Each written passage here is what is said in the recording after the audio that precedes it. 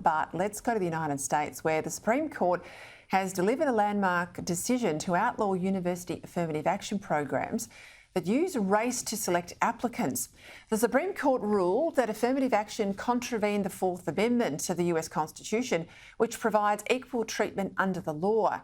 Now, the decision overturns 45 years of precedent that had permitted universities, they call them colleges over there, to use race to foster diversity.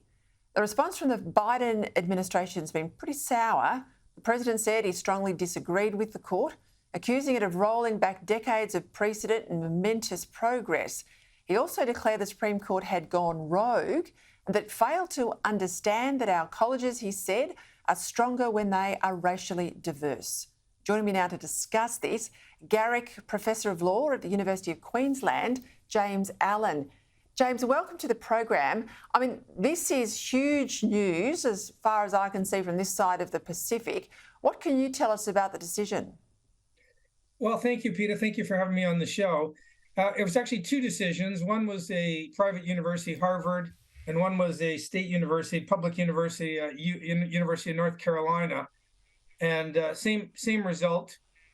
So it was actually the 14th Amendment for the public university, and it was via statute for Harvard, but any university that takes public money was linked in through Title VI. So basically the same.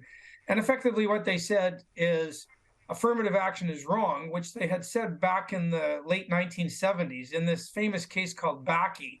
The Supreme Court, in what was a terrible decision, had said you cannot have affirmative action. It breaches the equal protection. But what you can do is you can focus on all the benefits that flow from having a diverse student population.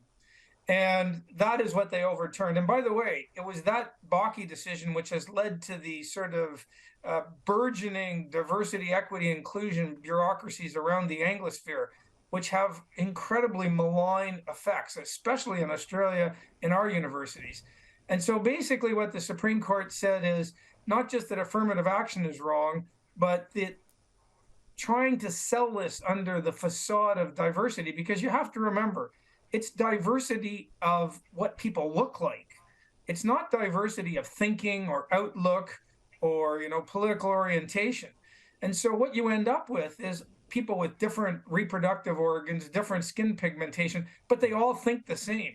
And it is these diversity bureaucracies that basically are strangling viewpoint diversity. I'm one of the few conservatives at an Australian university.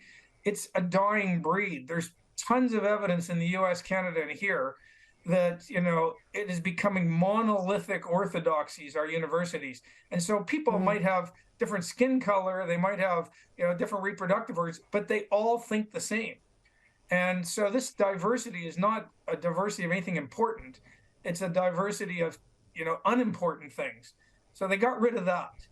And just to give listeners a little context, it was so bad at Harvard that the most discriminated group are Asians. And an Asian in the top 1% of the SAT scores in your high school GPA had a lower chance of getting into Harvard. So at the very top, they're basically in the 100th percentile, the top of the top decile, had a lower chance than an African American who was below the halfway point in the 40th percentile. And, a white student had a lower chance at the very top than an African American around the 50th percentile. And the way they really did at Harvard is they would take these school results and then they would ask students to do a little personality test. And this is going to shock you, Peta, but apparently no Asian has an acceptable personality because they all scored terribly on the personality tests. Some of them weren't done in person. Yeah, they just knew you had a bad personality because you were Asian. And so the group that was getting slaughtered were Asians. And so, they have every right. It wasn't whites who were doing the worst under Harvard and these diversities. It is a direct attack on the idea of meritocracy. And the Supreme Court said, we're going to try to put a stop to this. James, so hearing you there, do you think we're going to get an extension of this beyond the college campus? Are we going to get a revision of the way boards are selected or the way that companies hire against diversity criteria? Is it going to flood out into corporate America, do you think?